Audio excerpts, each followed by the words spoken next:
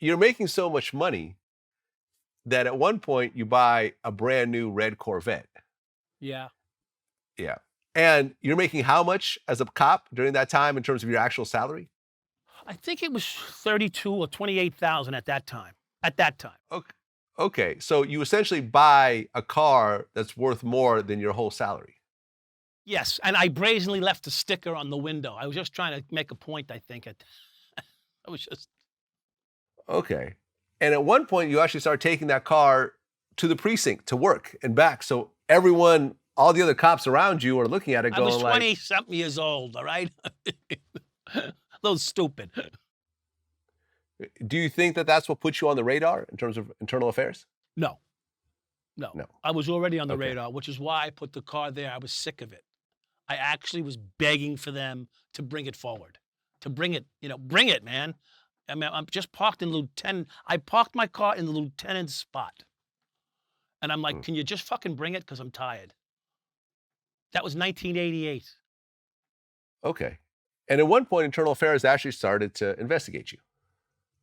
They've been investigating all along, but Mm. just coming up with dead ends. Aha. There was a situation that happened where one of your fellow cops, Officer Venable, ended up getting killed by associates of La Compañia. Correct. From what I What heard. was, I don't know all the yeah. details, yeah, but yes. And I guess you went to Diaz to find out who the killer was, but Diaz said he's not going to help you because he doesn't even know who the cop is. That's not 100% accurate, but yes, essentially. He Okay. I did get the information from him and Perez on who it was, but I mean, the cops pretty much had them, but it was sort of reversed. Some guy took the fall for the other. If there was two people involved, this is the shooter, this is not the shooter. The shooter, the other guy took the weight for the shooter in it because his mother and father had AIDS in the DR, and they were never going to live. And he had nothing going on, and they're supposed to give him $100,000 cash. Of course, he never got the $100,000 cash, and he got, I think, I mean, he actually sent me letters in prison. This guy, I think he did his 25 years. He pled. I Mm. don't know if he pled guilty or not, but I think he may have. Was that like a major event in the precinct to Oh, have a sure. cop killed? Of Yeah. course, that was huge. Yeah, and then the ironic thing, if you want to say, I was the responding police officer to the scene of the shooting, and so let's be clear here. I was not working for La Compañía at that point. Okay, it was at least 6 to 8 months later. I had no association with La Compañía, and so how it happened was this guy, La Compañía's spot was robbed. This was a dispute over the spot. So one guy's come in with machine guns, rob the other guys. They leave. Now they protect the spot with machine guns, and someone flags down a police van from transit. And transit's not. They don't work the street. They don't know what's going on in this particular location. Well, the officer, they just robbed me at gunpoint. So the officer Venable, a big black guy, gets out of the fucking 6'4", 6'5", gets out of his vehicle to go in plain clothes, walks to the door of the spot where the alleged armed robbers are inside. He opens the door and there's a guy standing in the stairwell up the stairs, not quite down in the landing, but up the stairs.